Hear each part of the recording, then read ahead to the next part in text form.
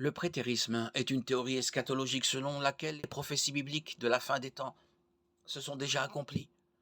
En lisant ce que la Bible dit de la grande tribulation, nous lisons un livre d'histoire. Le prétérisme est lui-même divisé en deux, le prétérisme intégral et le prétérisme partiel. Le prétérisme intégral défend la thèse que toutes les prophéties bibliques se sont déjà accomplies d'une manière ou d'une autre, tandis que le prétérisme partiel a une approche plus modérée.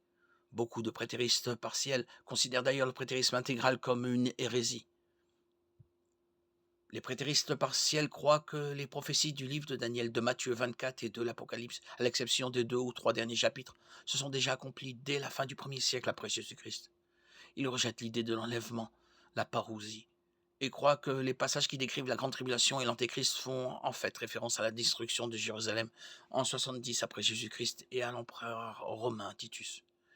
Ils croient au retour de Christ, en la résurrection au jugement dernier, mais pas au millénium ni au rôle de la nation d'Israël dans les plans de Dieu pour l'avenir. Pour eux, les références bibliques aux derniers jours évoquent les derniers jours de l'ancienne alliance entre Dieu et Israël, pas de la terre elle-même.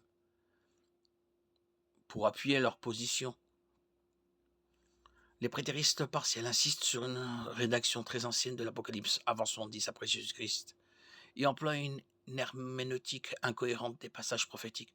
D'après la vision prétériste de la fin des temps, les chapitres 6 et 18 de l'Apocalypse sont hautement symboliques et ne doivent pas être interprétés littéralement. Puisque la destruction de Jérusalem n'a pas vu la disparition de toute vie aquatique, Apocalypse 16.3, ni des ténèbres douloureuses, verset 10, ces jugements sont interprétés comme de pures allégories. Le chapitre 19 doit cependant être interprété littéralement. Jésus-Christ reviendra physiquement. Le chapitre 20, lui, est de nouveau interprété allégoriquement. Mais les chapitres 21, 22 littéralement. Du moins, en partie. Il y aura réellement un nouveau ciel et une nouvelle terre.